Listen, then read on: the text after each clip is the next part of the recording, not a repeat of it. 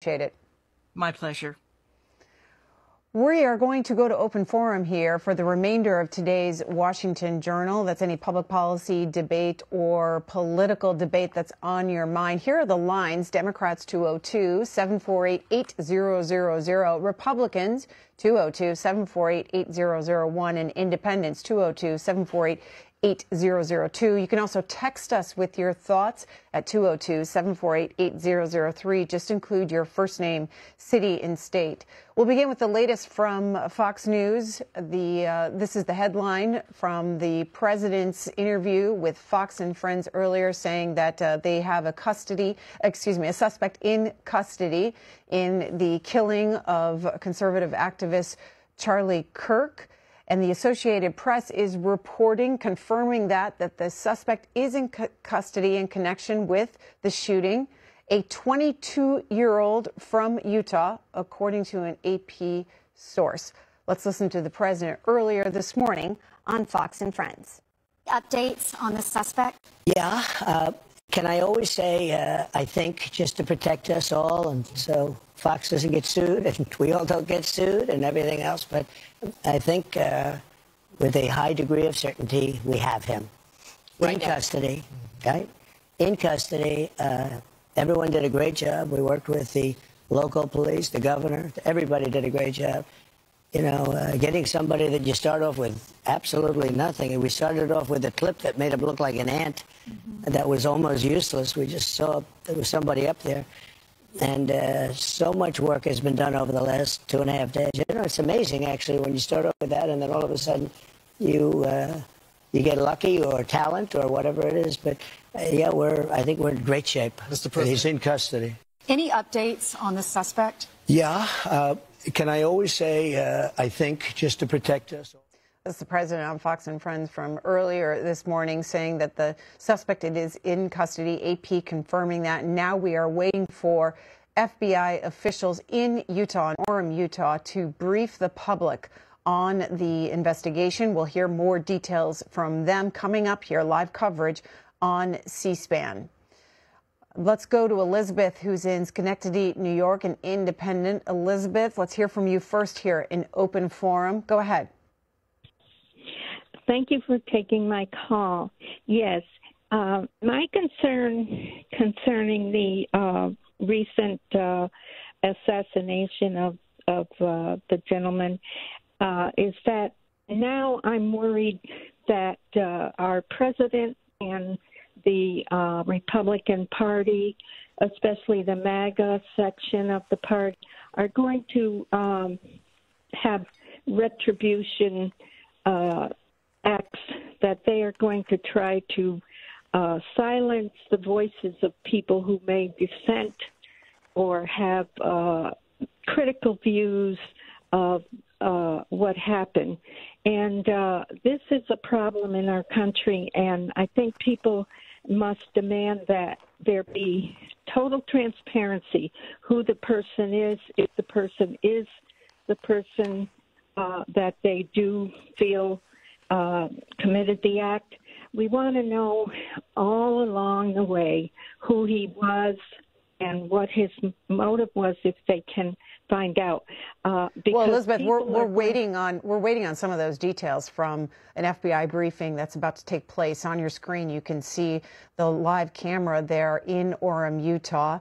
We've heard from the Public Safety Commissioner of Utah this week after the shooting of Charlie Kirk, along with the FBI special agent in charge in Utah. And we'll see today if Patel shows up at this briefing, because the Washington Times reported this morning on their front page that the FBI director flew to Utah as the manhunt continued then. And an update on that is that the President Trump, you heard from him on Fox and Friends, saying that they do have a suspect now in custody. So potentially we hear more from these FBI officials in Utah. Michael in Oregon, an independent. Michael, what do you say? We're in open forum. Good morning. I want to address the issue of political violence and controversy. And I'd like to reinforce the comments of the lady from North Carolina in your previous session. You know, we have separation of church and state, or at least we hope we do. I'm an advocate of separating party and state. We're approaching September 17th, and we're going to hear the President Washington's farewell address read in the Senate here pretty soon. And I urge people to listen to it carefully about what Washington said about parties and factions. And I think most of our problems stem from the two-party system. We need to do something to get rid of that system.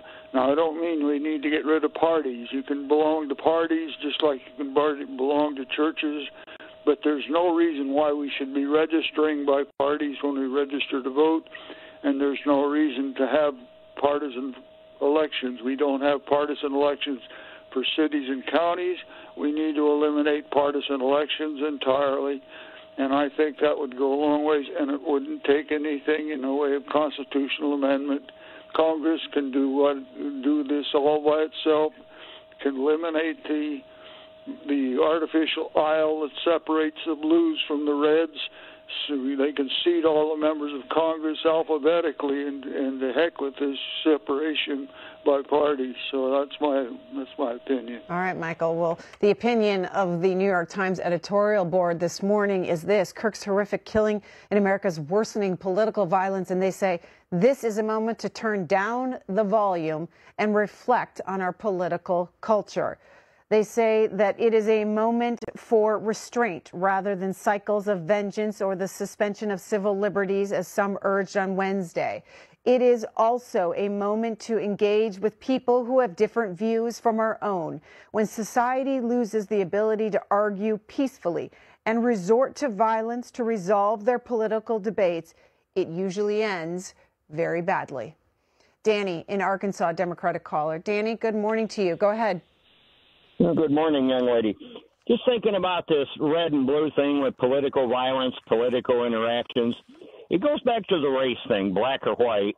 And I've challenged kids over the years, and especially their adult parents. You get a box of 64 crayons and a coloring book. Okay, if it's race, you take out the black and the white crayon. Work with your book with the 62 other crayons. With the red and the blue thing, you take out the red and the blue crayon, you get that same 62 crayons with your coloring book. See what you can do from there. All right, Danny. Jose in Springfield, Massachusetts, Democratic caller. We'll go to you. Yeah. Hi, Greta. You do a great job. I was just wondering, the rhetoric starts from where? Starts from the top. That's the president. So I think he should calm down his rhetoric and let Americans know he should be a president for all people, not just Republicans. That's my view. And Greta, you do a great job. Thanks, Jose. We'll go to Dwayne in Michigan, Democratic caller. Hi, Dwayne. Hello. Good morning. I was just wondering if anyone can tell me one positive thing that Charlie Kirk has done for this country besides electing the fat pig again. All right, Dwayne, we are going to move away from name calling, especially on a morning like this.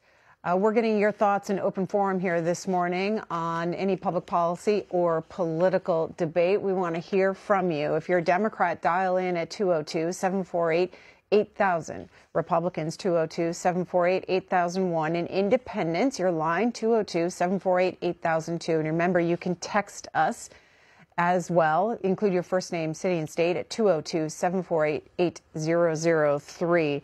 The Washington Times this morning with this headline, and we heard from the president announced this yesterday when he marked the anniversary of the 9/11 attacks, the 24th anniversary. At the Pentagon, the president announced that he will honor Mr. Kirk with the Presidential Medal of Freedom. The president also talking to reporters last night before he left for New York and telling them that he expects a funeral could occur as early as next week, and he will be attending. That follows the vice president, J.D. Vance, who flew to Utah yesterday, and he, along with the second lady, escorting Charlie Kirk's body on Air Force Two to his home state of Arizona. Beverly in Bellwood, Illinois, Democratic caller. Beverly, we're waiting for an FBI briefing in Utah. While we wait, tell us your thoughts. I'm calling about political violence, and I think it starts at the top. I don't know why people can remember everything that Democrats said about violence and can't remember anything about this president. This man, when he was running for office, he told Cheney that he was going to hang her or put her, hire a firing squad against her. You know, he has promoted all this rhetoric over violence since almost day one. You know, I may be exaggerating, but he is the culprit. He was behind the January 6th insurrection, although they deny that now. They don't want to even call it an insurrection anymore. I mean, this man is all about violence. If anybody disagrees with him, he calls them the radical left, and he persecutes them. He is the culprit. I'm not saying he's the sole culprit, but don't you agree that it should come from the top? Decorum should come from the top. I have never heard President Biden say anything negative about Trump to the point that it would cause violence toward him.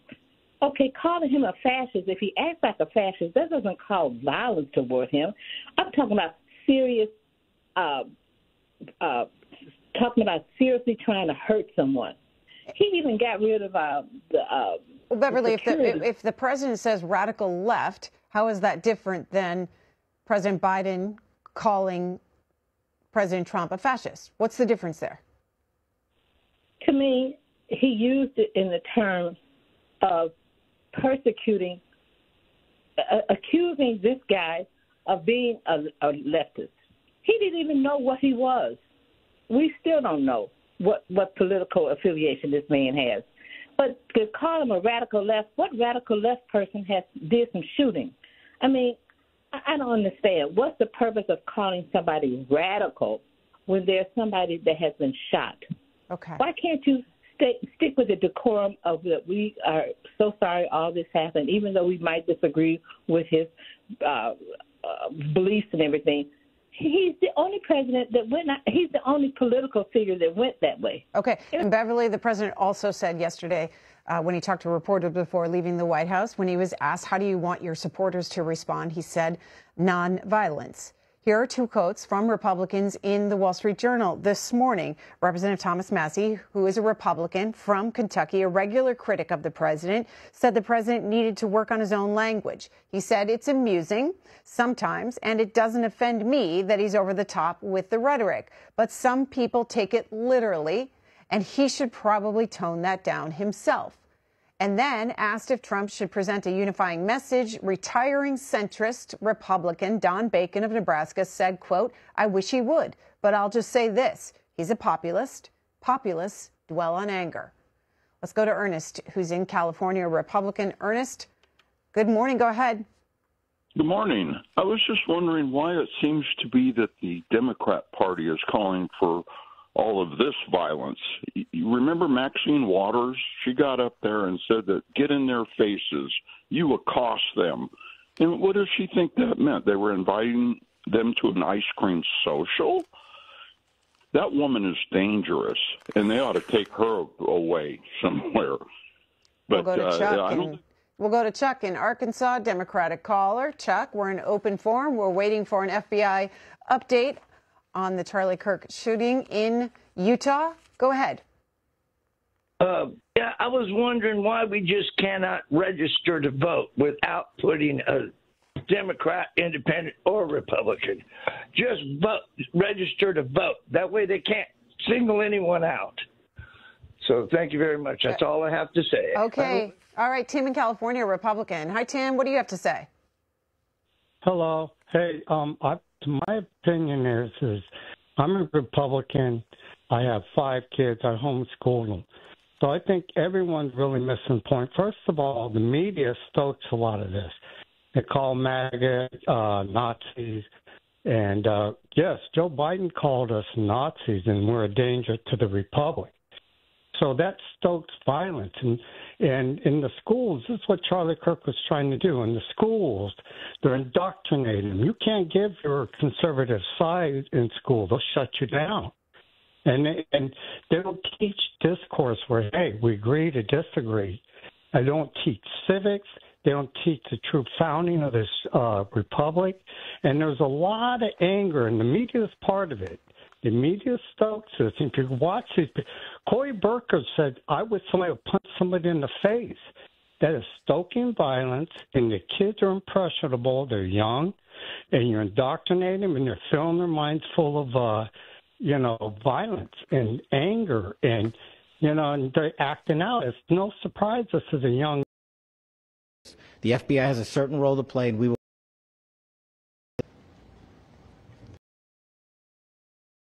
Of political violence in the last 25 years.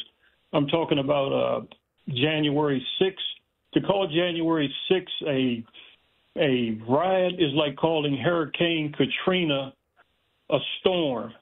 And I think Donald Trump, he's doubled down on that. He's even managed to erase history in the sense that he's fascist. If we went against Trump, he's a cheater.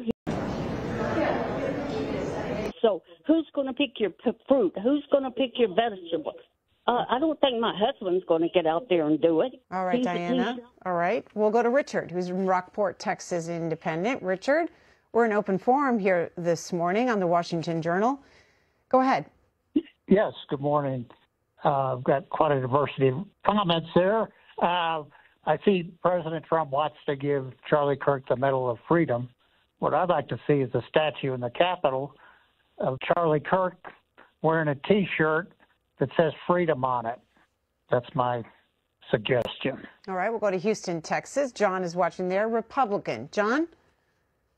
Yes, ma'am.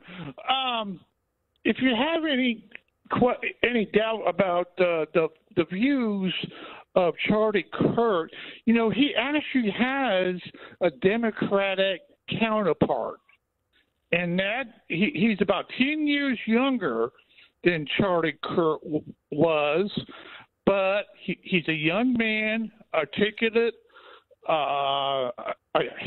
handsome, but their views are polar opposite, and their delivery is polar opposite.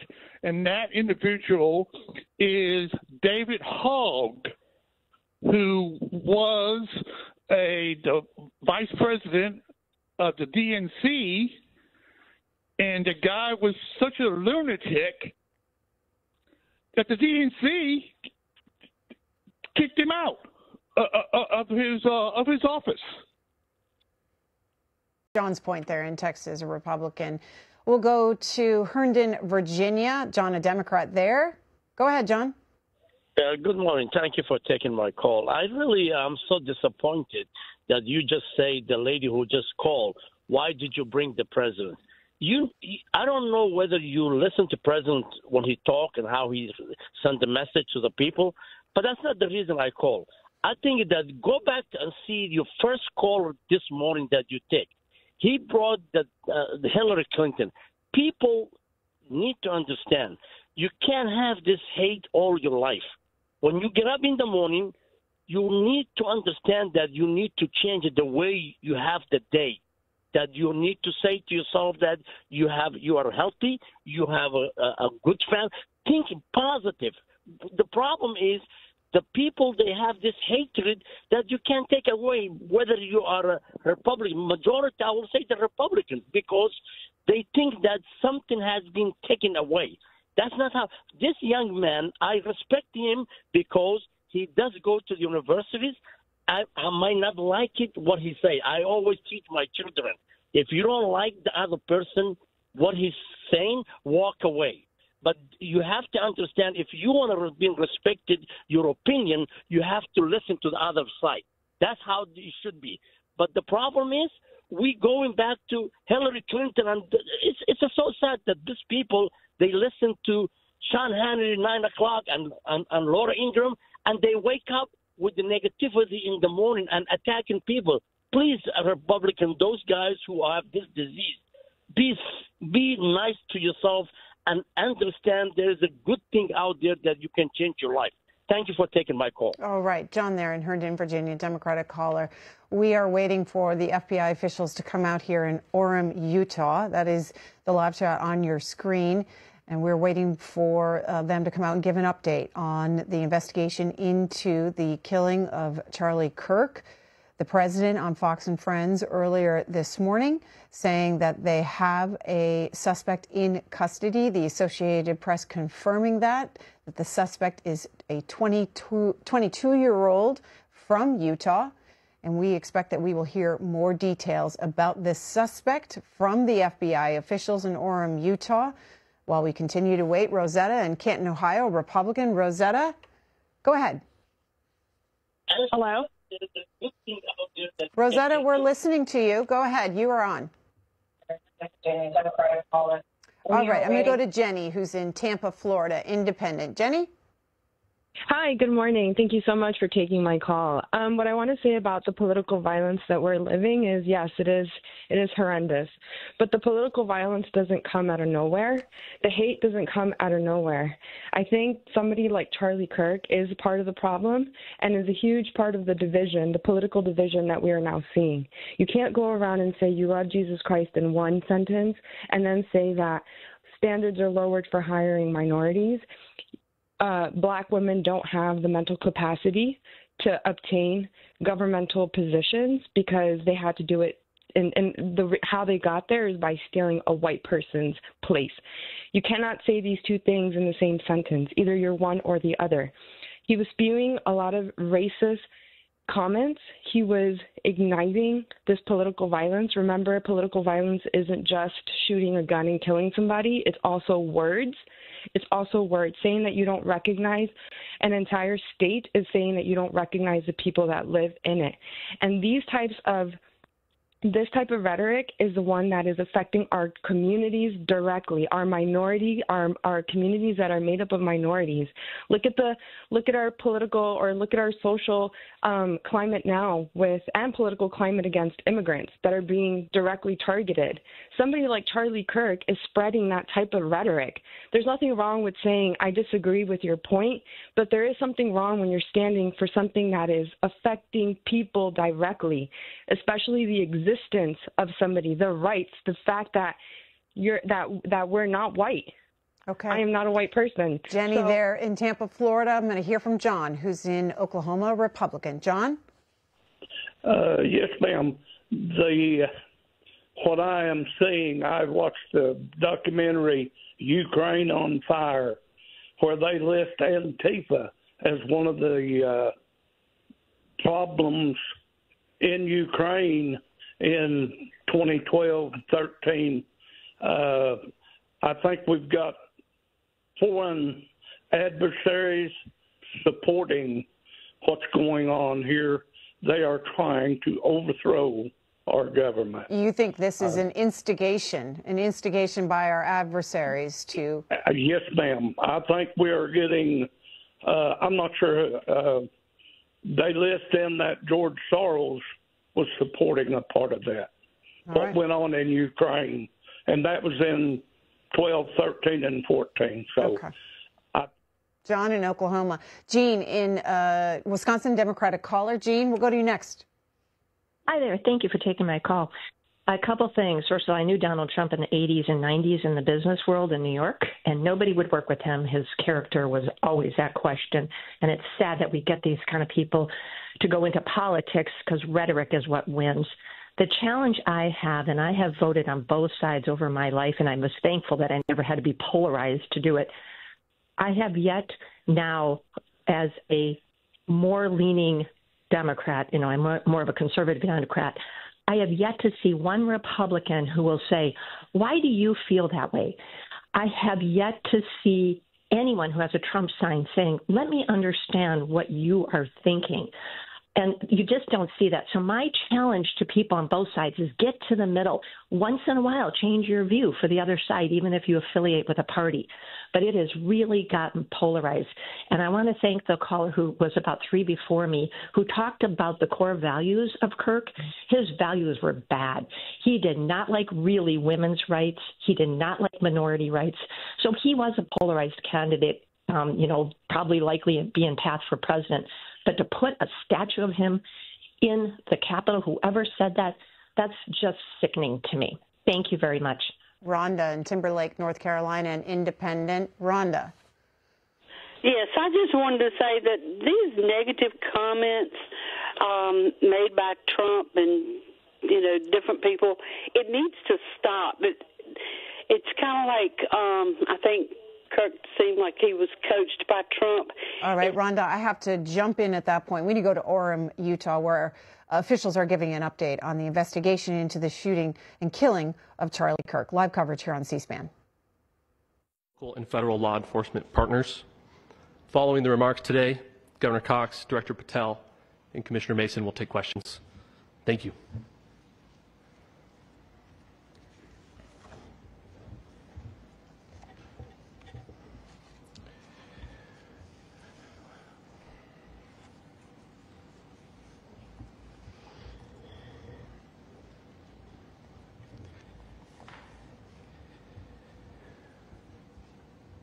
Good morning, ladies and gentlemen. We got him. On the evening of September 11th, a family member of Tyler Robinson reached out to a family friend who contacted the Washington County Sheriff's Office with information that Robinson had confessed to them or implied that he had committed the incident. This information was relayed to the Utah County Sheriff's Office and scene investigators at Utah Valley University. This information was also conveyed to the FBI. Investigators reviewed additional video footage from UVU surveillance and identified Robinson arriving on UVU campus in a gray Dodge Challenger at approximately 8:29 a.m. on September 10th, in which he is observed on video in a plain maroon t-shirt, light-colored shorts, a black hat with a white logo, and light-colored shoes. When encountered in person by investigators in Washington County on September 12th, in the early morning hours, Robinson was observed in consistent clothing with those surveillance images. Investigators interviewed a family member of Robinson who stated that Robinson had become more political in recent years. The family member referenced a recent incident in which Robinson came to dinner prior to September 10th, and in the conversation with another family member, Robinson mentioned Charlie Kirk was coming to UVU. They talked about why they didn't like him and the viewpoints that he had. The family member also stated Kirk was full of hate and spreading hate. The family member also confirmed Robinson had a gray Dodge Challenger. Investigators identified an individual as the roommate of Robinson. Investigators interviewed that roommate, who stated that his roommate, referring to Robinson, made a joke on Discord. Investigators asked if he would show them the messages on Discord. He opened it and showed several messages to investigators and allowed investigators to take photos of the screen as each message was shown by Robinson's roommate. These photos consisted of various messages, including content of messages between the phone contact named Tyler with an emoji icon and Robinson's roommate's device.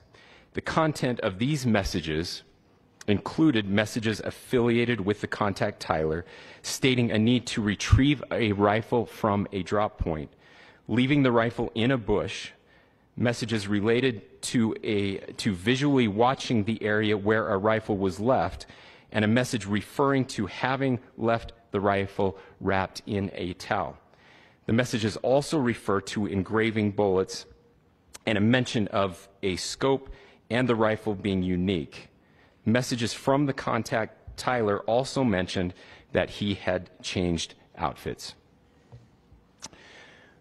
I know there has been speculation as well as to the writing on those casings, those bullet casings, and I believe we have that as well. And I will share that with you now. So the area north of Campus Drive Road where the suspect crossed over, you saw some of that in the video that we released last night, consists of a grassy area with trees on the edge of the UVU campus. Investigators discovered a bolt-action rifle wrapped in a dark-colored towel. The rifle was determined to be a Mauser Model 98 30-06 caliber bolt-action rifle. The rifle had a scope mounted on top of it. Investigators noted inscriptions that had been engraved on casings found with the rifle. Inscriptions on a fired casing read, "Notices, bulges, capital OWO, what's this?" ? Inscriptions on the 3 unfired casings read, "Hey fascist!" ! Catch! Up arrow symbol, right arrow and symbol, and 3 down arrow symbols. A second unfired casing read, "Oh Bella Chow, Bella Chow, Bella Chow, Chow Chow." And a third unfired casing read, "If you read this, you are gay, LMAO." We are indebted to law enforcement across the state who has worked seamlessly together, local law enforcement, state law enforcement, and our federal partners with the Federal Bureau of Investigation. We're grateful for everyone who worked together in such a short amount of time to find this person and to bring justice. I want to thank the public who has been so engaged, reviewing videos, helping us with sending in tips, and helping us get to this point. I want to thank the family members of Tyler Robinson who did the right thing in this case and were able to bring him into to law enforcement as well.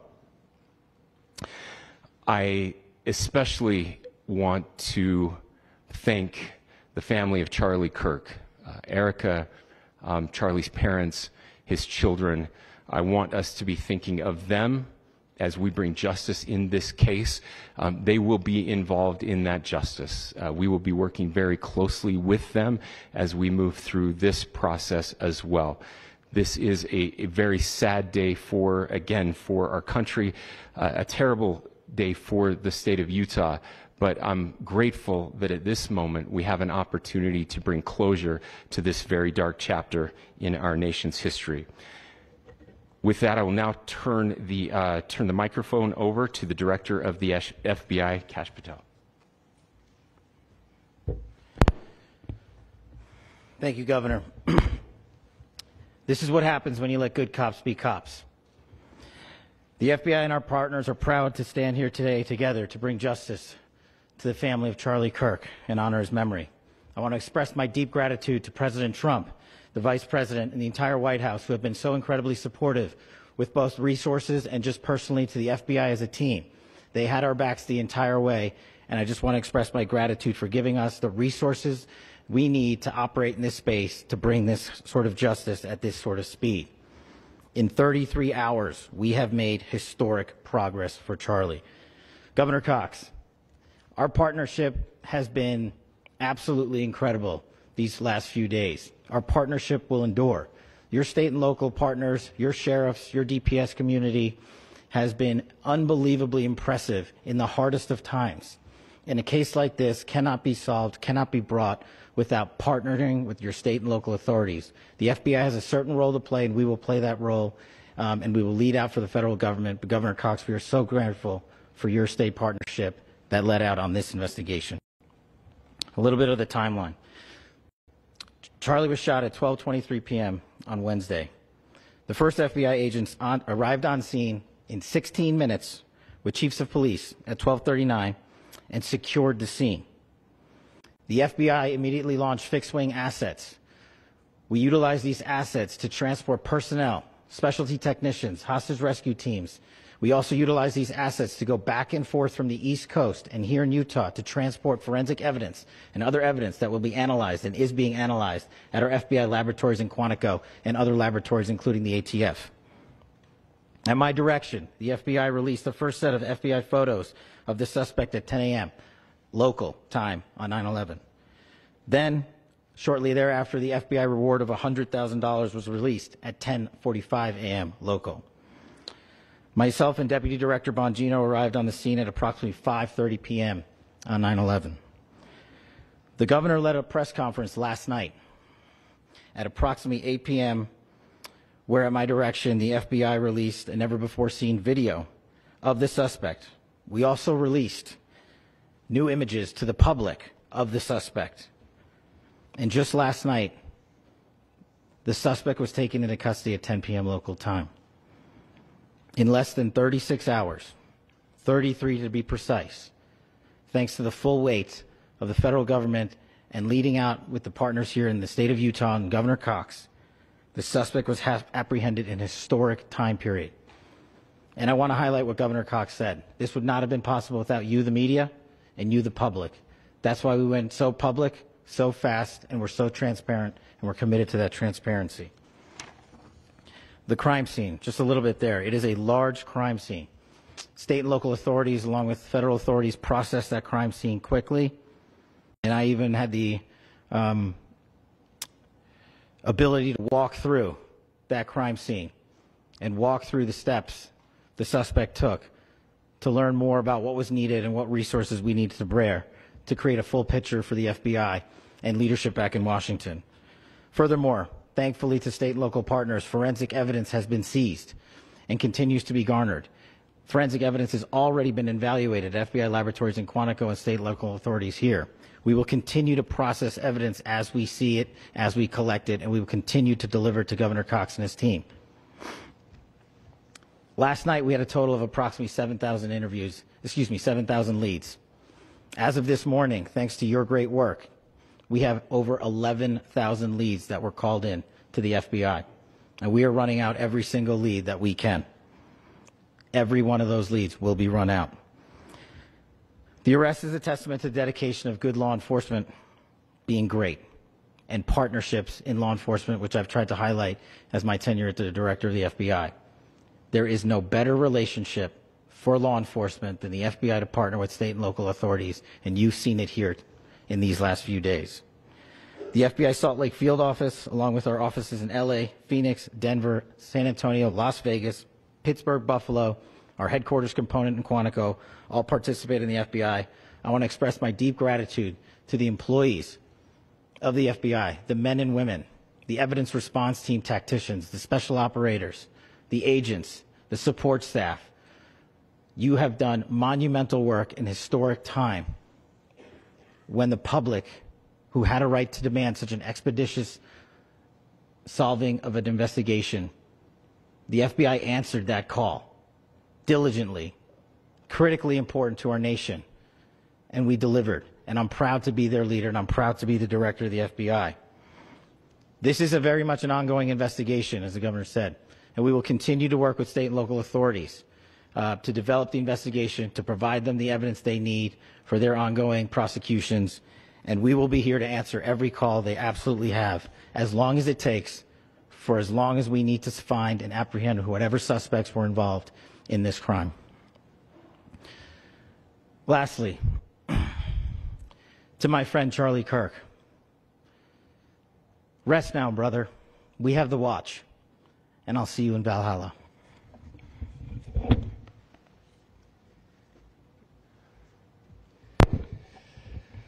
Thank you, and good morning. I would just like to take a few minutes as the sheriff to express my gratitude for everybody who has played a part in this investigation. As you know, it's been a vast, a complicated, and a very, very fast-paced investigation. You're looking at people standing up here who are running on, if they got an hour's sleep in the last couple of days, they're probably lucky. It has been very taxing. It has been so impressive, speaking on behalf of the local law enforcement, to see the cooperation that we've seen in this type of case. Across the state, sheriffs, chiefs, our state partners have stepped up and have come to the call on anything that we needed. Our county chiefs have been phenomenal. Our Utah County Attorney, Jeff Gray, who's standing up here with us, has been phenomenal in leading us through this investigation.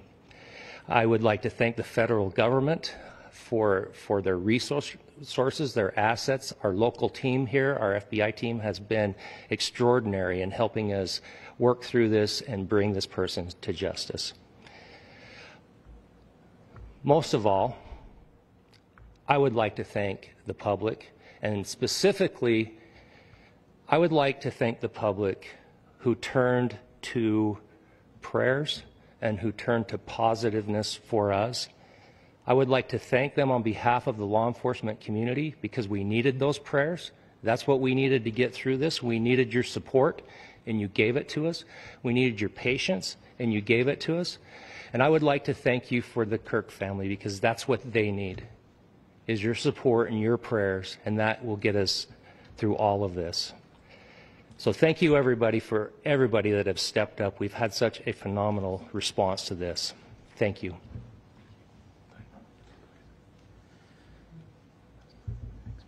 I also want to give a special thanks to the Attorney General and the Department of Justice. Their unwavering support and their commitment to justice is shown true here. And without AG Bondi and Deputy Attorney General Todd Blanche and the resources they brought to bear, we would not have been able to complete our mission.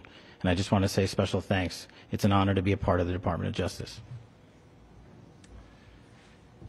Thank you again to our incredible law enforcement team who has worked so hard.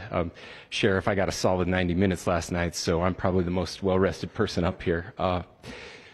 Ladies and gentlemen, I get the microphone, so I hope you'll permit me a moment just to share a few more thoughts about where we are and how we got here, and maybe a little bit of where we go from here. I don't want to get too preachy, but I think it's important that we, with eyes wide open, understand what's happening in our country today. I've heard people say, well, why are we so invested in this? There's violence happening all across our country. And violence is tragic everywhere, and every life taken is a child of God who deserves our love and respect and dignity. This is certainly about the tragic death, political assassination of Charlie Kirk, but it is also much bigger than an attack on an individual. It is an attack on all of us. It is an attack on the American experiment. It is an attack on our ideals. This cuts to the very foundation of who we are, of who we have been, and who we could be in better times.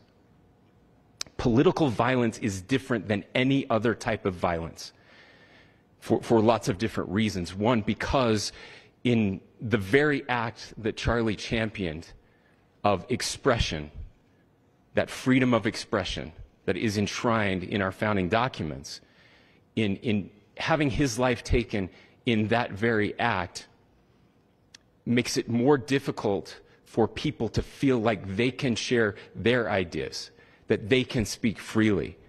We will never be able to solve all the other problems, including the violence problems that people are worried about, if we can't have a clash of ideas safely and securely. Especially those ideas with which you disagree. That's why this matters so much. Over the last 48 hours, I have been as angry as I have ever been, as sad as I have ever been. And it was, as anger pushed me to the brink, it was actually Charlie's words that pulled me back. I'd like to share some of those. And specifically right now, if I could, I need to talk to the young people in our state, in my state, and all across the country. As President Trump reminded me, he said, you know who really loved Charlie? The youths. And he's right. Young people loved Charlie, and young people hated Charlie. And Charlie went into those places anyway. And these are the words that have helped me. Charlie said, when people stop talking, that's when you get violence. He said, the weak can never forgive. Forgiveness is the attribute of the strong. The only way out of the labyrinth of suffering is to forgive. Welcome without judgment, love without condition, forgive without limit. He said, always forgive your enemies. Nothing annoys them so much. A few months ago, I referenced this last night, Charlie posted to social media, when things are moving very fast and people are losing their minds, it's important to stay grounded. Turn off your phone, read scripture, spend time with friends, and remember internet fury is not real life. It's going to be okay. He again said, when you stop having a human connection with someone you disagree with, it becomes a lot easier to commit violence. He said, what we as a culture have to get back to is being able to have a reasonable agreement, where violence is not an option. Now, again, to my young friends out there, you are inheriting a country where politics feels like rage. It feels like rage is the only option. But through those words, we have a reminder that we can choose a different path. Your generation has an opportunity to build a culture that is very different than what we are suffering through right now. Not by pretending differences don't matter, but by embracing our differences and having those hard conversations. I think we need more moral clarity right now. I hear all the time that words are violence.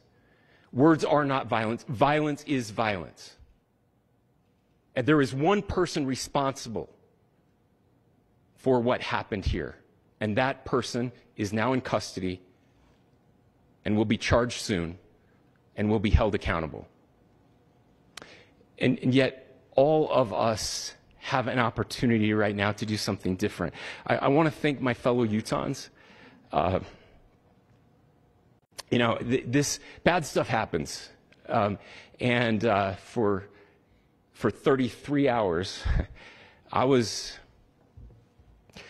praying that if this had to happen here, that it wouldn't be one of us. That somebody drove from another state, somebody came from another country. Sadly, that prayer was not answered the way I had hoped for, just because I thought it would make it easier on us if we could just say, hey, we don't do that here. And indeed, Utah is a special place. We lead the nation in charitable giving. We lead the nation in service every year. But it did happen here. And it was one of us. But I want you to look at how Utahns reacted the last 2 nights. There was no rioting. There was no looting. There were no cars set on fire. There was no violence. There were vigils and prayers and people coming together to share the humanity.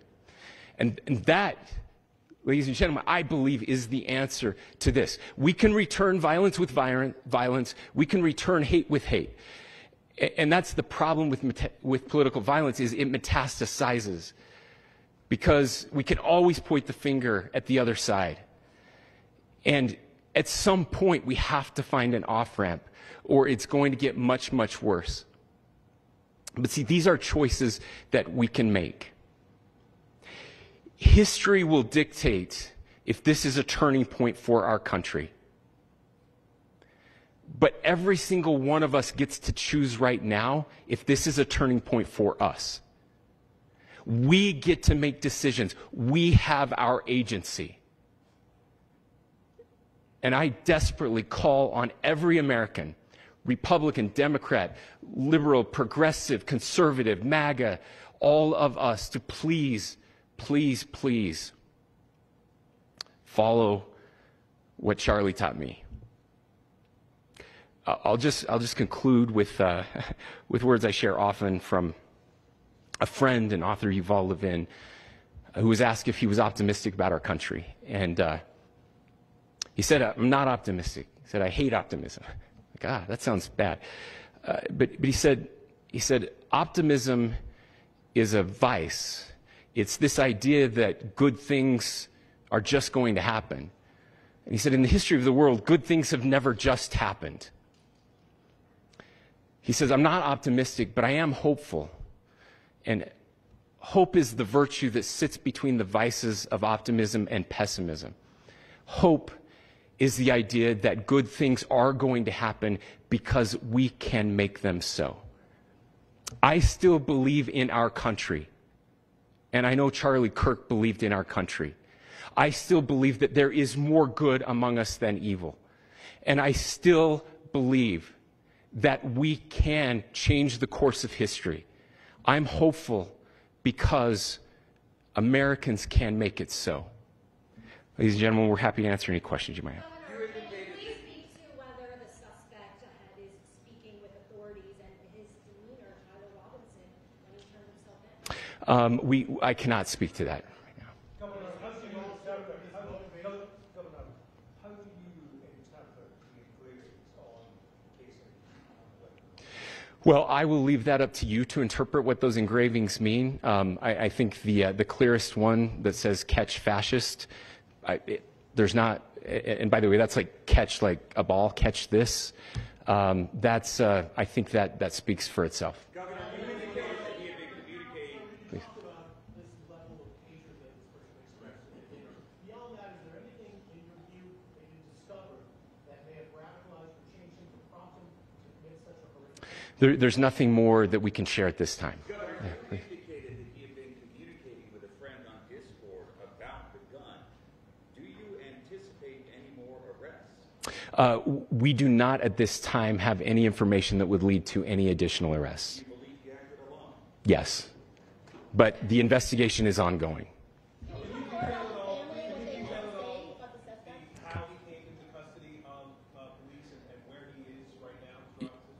Yes, so right now, Mr. Robinson has been booked into the Utah County Jail.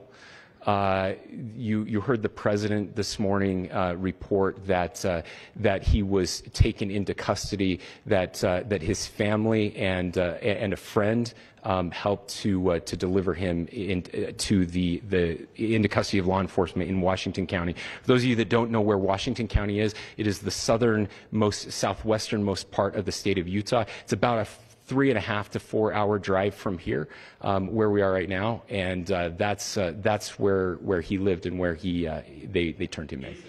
Please, go here. I can't share any more than what I've already shared. Yeah.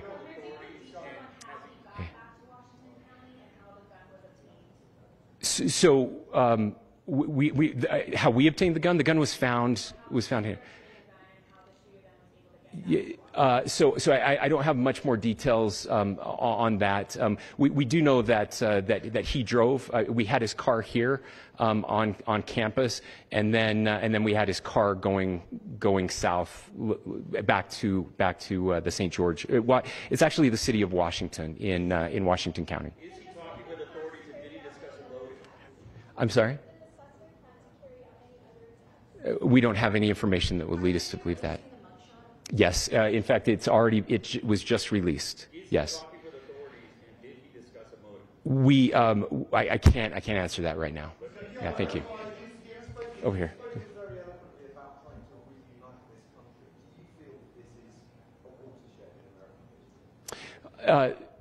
I absolutely believe that this is a watershed in American history. Yes. The question is, what kind of watershed? And that chapter remains to be written. Is this the end of a dark chapter in our history, or the beginning of a darker chapter in our history? Look, I mean, if you look at true political assassinations in this country of someone of this stature, this feels a lot like the late 60s, and having one so gruesomely displayed on camera in all of our hands and in all of our pockets. We are not wired as human beings biologically, historically. We have not evolved in a way that we are capable of processing those types of violent imagery. And by the way, we've seen another one with a gruesome stabbing very recently that went viral. This is not good for us. It is not good to consume. Social media is a cancer on our society right now, and I would encourage again, I would encourage people to log off, turn off, touch grass, hug a family member, go out and do good in your community. That is happening, and it's happening organically right now. I had a friend in a small city in Utah who said, we're getting together, the Republicans and Democrats in my little town are getting together to have a discussion tonight, last night, just to find a way to find their better angels. So yes, this could be, I mean, you know, again, you have to go back to JFK to have seen a video live of something like this happening. I wasn't born until 1975, but I know that things were really dark in the late 60s. Sorry to some of you. I know some of you were there. But this is our moment. Do we escalate, or do we find an off-ramp? And again, it's a choice. It's a choice, and every one of us gets to make that choice. Two more questions right here.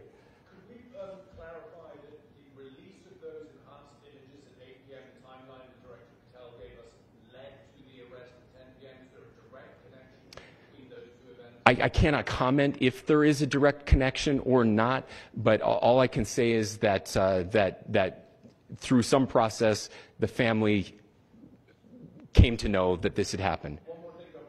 Could you just clarify the clothing issue you mentioned earlier? Was he changing outfits? Correct. Yes. So when he's first spotted on campus, he has different clothing on, and then he changes clothing on the roof, and then changed back into that clothing at some point, so that when he was apprehended, when he was arrested, the clothing matched the clothing he had on before the shooting here at UVU. Last question here. Yes.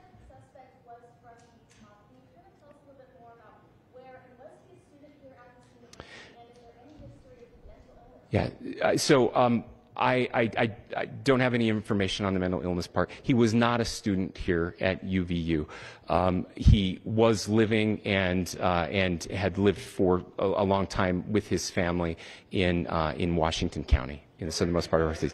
Thank you, everyone, for your great work in getting this information out. I would just say, process-wise, this may be important. I know many of you aren't familiar with the process in Utah. I think it's important that you understand that. Basically, we have 3 days for charging documents to be filed.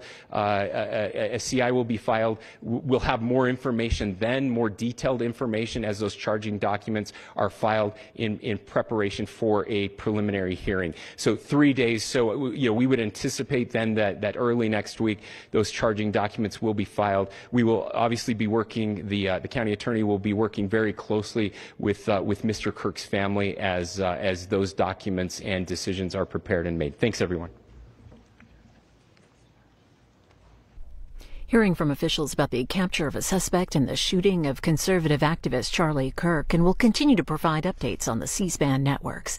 Bringing you back to Washington, D.C. now, we join a discussion underway on trade relations between the U.S. and China with former Obama administration trade rep and current president of the Council on Foreign Relations, Michael Fruman. This predates America First, but I think it's very much underscored by America First. When we can demonstrate to ourselves, to the American people, and to other countries that what we're advocating for is fundamentally rooted in hard-nosed American interests.